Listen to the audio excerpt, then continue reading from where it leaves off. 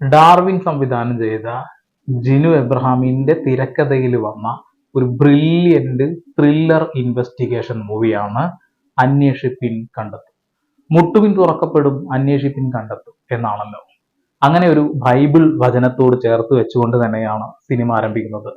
ഒരു സ്ലോ രീതിയിലാണ് സിനിമ ആരംഭിക്കുന്നതെങ്കിൽ പോലും ഒരു നിമിഷം പോലും കണ്ണിമ വെട്ടാൻ പോലും കഴിയാത്ത രീതിയിൽ ശ്വാസം അടക്കി പിടിച്ചുകൊണ്ട് ഓരോ നിമിഷവും നമ്മൾ കണ്ണുകൊണ്ട് പകർത്തിയെടുക്കണം.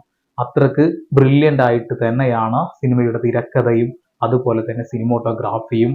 അതിലുപരി ഒരു നവാഗത സംവിധായകനായ തന്റെ കസേര മലയാള സിനിമയിൽ അങ്ങ് ഉറപ്പിച്ച് ഇരുന്നു എന്ന് വേണമെങ്കിൽ പറയാം. ഒരു പുതുമുഖ സംവിധായകന്റെ ഒരു തരത്തിലുള്ള മിസ്റ്റേക്കുകളൊന്നും അദ്ദേഹം കാണിച്ചിട്ടില്ല. ഒരു ബ്രില്യൻ്റ് വർക്ക്. ടൊവിനോ തോമസ് കിടിലനായിട്ട് തന്നെ അഭിനയിച്ചു.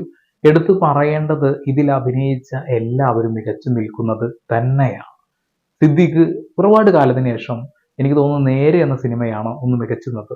അതേപോലെ തന്നെ മികച്ചു നിന്ന ഒരു കഥാപാത്രം തന്നെയായിരുന്നു ഈ ഒരു സിനിമയിൽ. അതേപോലെ നമ്മുടെ അസീസ്, കണ്ണൂർ സ്ക്വാഡിലെ അസീസ് ഈ ഒരു സിനിമയിലും തിളങ്ങി എന്ന് തന്നെ പറയാം. അതുപോലെ തന്നെ ഇന്ദ്രൻസ് വളരെ കുറച്ച് ഭാഗങ്ങളിലുള്ളൂ, എന്നിരുന്നാൽ പോലും അദ്ദേഹവും അഭിനയിച്ച് തകർത്ത് ആടി എന്ന് വേണമെങ്കിൽ സിനിമയിൽ പറയാം. ഈ സിനിമയിലെ ഏറ്റവും കിടിലനായി അഭിനയിച്ച് വെച്ചത് നമ്മുടെ നാസർ ചേട്ടനാണ്. അതുപോലെ കോട്ടയം നസീർ, എല്ലാവരും എടുത്തു പറയാൻ കഴിയില്ല. എല്ലാവരും ബ്രില്യൻ്റ് ആക്ടേഴ്സ് ആണ്. ബ്രില്യൻ്റ് തിരക്കഥയാണ്, നല്ല അടിപൊളി കഥയാണ്. ഒരു സിനിമ കാണുമ്പോൾ നമുക്ക് ഒരു പക്ഷേ മൊബൈലിൽ ഒരു മെസ്സേജ് വന്നാൽ പോലും നമ്മൾ ഒന്ന് നോക്കിപ്പോകും അല്ലെ.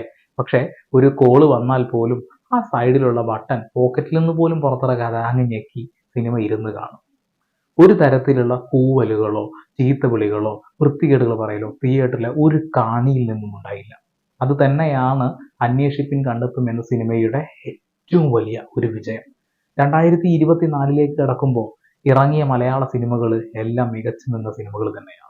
ഇന്ന് ഞാൻ 2 സിനിമകൾ കണ്ടു. അതുകൊണ്ടാണ് ഈ ഒരു സിനിമയുടെ റിവ്യൂ ഇടാൻ ഇത്ര വൈകിയത്. പ്രേമലു ഒരു അടിപൊളി സിനിമ തന്നെയാണ്.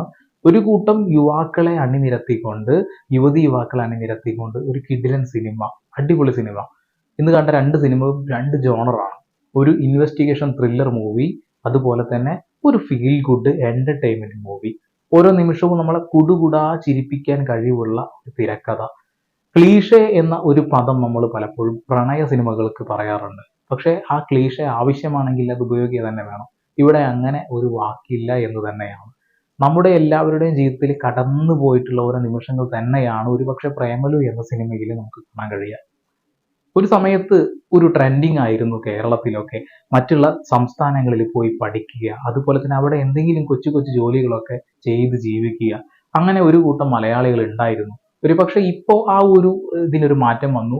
ഇപ്പോൾ അന്യ സംസ്ഥാനങ്ങൾ മാറി അന്യ രാഷ്ട്രങ്ങളിലേക്ക് ചേക്കേറി, UK, കാനഡ പോലെയുള്ള രാഷ്ട്രങ്ങളിലേക്കാണ് യുവക്കാൾ ചേക്കേറുന്നതും അവിടെ അങ്ങനെ ജോലിയൊക്കെ ചെയ്ത് അങ്ങനെ പോകുന്നത് അല്ലെ. അപ്പോൾ നമ്മുടെ എല്ലാവരുടെ ജീവിതത്തിൽ നിന്ന് എടുത്തിട്ടുള്ള കുറച്ച് ഭാഗങ്ങൾ തന്നെയാണ് പ്രേമലു എന്ന സിനിമയിൽ നമുക്ക് കാണാൻ കഴിയുക. ആ ഒരു സിനിമയുടെ മ്യൂസിക്കും അല്ലെങ്കിൽ ആ ഒരു സിനിമയുടെ സിനിമോട്ടോഗ്രാഫിയും അങ്ങനെ എല്ലാം മികച്ചു നിൽക്കുന്നത് തന്നെയായിരുന്നു. നെസ്ലനെയൊക്കെ നമ്മൾ ശരിക്കും പറഞ്ഞാൽ ശരിവെച്ച് പോകുന്ന തരത്തിലുള്ള അഭിനയമാണ്. അദ്ദേഹം വളരെയധികം ഇമ്പ്രൂവ് ആയി എന്ന് തന്നെ വേണമെങ്കിൽ പറയാം.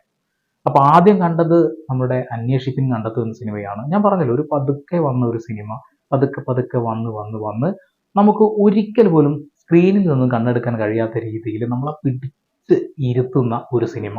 അത് തന്നെയാണ് ഒരുപക്ഷെ മലയാളി പ്രേക്ഷകർ ആഗ്രഹിക്കുന്നതും. കണ്ണൂർ സ്ക്വാഡ് പോലത്തെ സിനിമകൾ അല്ലെ, നമ്മളിങ്ങനെ പിടിച്ച് ഇരുത്തും. ഒരിക്കലും കണ്ണിമ വെട്ടാൻ കഴിയാത്ത രീതിയിലാണ് ഓരോ സിനിമ. ശ്വാസം പോലും എടുക്കുമ്പോൾ നമ്മൾ അവിടെ ഏതെങ്കിലും ഒരു ഡയലോഗ് പറഞ്ഞാൽ അത് മിസ്സാവുമോ എന്ന് പേടിച്ചുകൊണ്ട് നമ്മളിങ്ങനെ ശ്വാസം ഇങ്ങനെ ഇറുക്കി പിടിച്ചുകൊണ്ട് കാണുന്ന ഒരു സിനിമയാണ്. പക്ഷേ ടൊവിനോ തോമസിന്റെ 2024 ഒരു ഫസ്റ്റ് സിനിമ തന്നെ വൻ ഹിറ്റ് ആവും എന്നുള്ള കാര്യത്തിൽ തർക്കമൊന്നും വേണ്ട. രജനികാന്തിന്റെ ലാൽസലം എന്ന സിനിമ ഒക്കെ ഇറങ്ങിയ അതേ ദിവസം തന്നെയാണ് സിനിമ ഇറങ്ങുന്നത്. ഒരുപക്ഷെ പ്രേമലു ഒന്ന് കുറച്ച് കൂടുതൽ ആളുകളിലേക്ക് എത്തും. കാരണം വെച്ചിട്ടുണ്ടെങ്കിൽ യുവാക്കൾക്ക് സിനിമ ഇഷ്ടപ്പെടും. ഒരുപക്ഷെ മധ്യവയസ്കർക്ക് ഇഷ്ടപ്പെടുന്ന തരത്തിലുള്ള കഥകൾ തന്നെയാണ് ആ ഒരു സിനിമയും പറഞ്ഞു പോകുന്നത്. അതുകൊണ്ട് ഈ ഒരു 2 സിനിമയും ബാലൻസ് ചെയ്ത് പോകാൻ കഴിയും. പ്രേമലു നിങ്ങൾക്ക് ടിക്കറ്റ് കിട്ടാത്തൊരവസ്ഥ വരികയാണെന്നുണ്ടെങ്കിൽ ഈ പറയുന്ന സിനിമ, ടൊവിനോയുടെ സിനിമ കാണാം. ടൊവിനോയുടെ സിനിമയ്ക്ക് ടിക്കറ്റ് കിട്ടാതെ വരുമ്പോൾ നിങ്ങൾ പ്രേമലുവും കാണാം. കാരണം 2 സിനിമയും കിടിലൻ സിനിമകൾ തന്നെയാണ്. ഒരുപക്ഷെ 2 ജോണറാണ്. രാവിലെ ഒരു സിനിമ കാണുന്നു, അതൊരു ത്രില്ലർ, നമ്മളെ ശ്വാസമെല്ലാം ഇറുക്കി പിടിച്ച് കാണുന്ന ഒരു സിനിമ. അത് കഴിഞ്ഞ് അടുത്ത സിനിമയിലേക്ക് പോകുമ്പോൾ ഒരുപക്ഷെ ഞാൻ വിചാരിച്ചൊരു മുഷിപ്പ് വരുമെന്ന്. പക്ഷെ ഒരു തരത്തിലുള്ള മുഷിപ്പും പ്രേമലു എനിക്ക് തന്നില്ല. പ്രേമലു ഒരു ഫുൾ എന്റർടൈൻമെന്റ് മൂവി തന്നെയാണ്. നമ്മുടെ ദൈനംദിന ജീവിതത്തിൽ നടന്നിട്ടുള്ള, നമ്മൾ കടന്നു പോയിട്ടുള്ള പല മുഹൂർത്തങ്ങളിലൂടെ സിനിമ കടന്നു പോയിട്ടുണ്ട്. തമാശയും അതേപോലെ തന്നെ ചില അവർ കരയുന്ന കുറച്ച് സീനുകൾ നമുക്ക് ചിരി വരുന്ന രീതിയിലൊക്കെ തന്നെയാണ്. സിറ്റുവേഷൻ കോമഡി നല്ല വൃത്തിയിൽ ചെയ്തിട്ടുണ്ട്. ഒരു പക്ഷേ നിങ്ങളുടെ ജീവിതത്തിൽ റിലേറ്റ് ചെയ്യാൻ കഴിയുന്ന രീതിയിലുള്ള സിനിമയാണ് പ്രേമലു. എന്തായാലും 2 സിനിമകളും എനിക്ക് ഇഷ്ടപ്പെട്ട സിനിമയാണ്. രണ്ടിനും 10ൽ 8 മാർക്ക് കൊടുക്കാനും കഴിയുന്ന സിനിമയാണ്.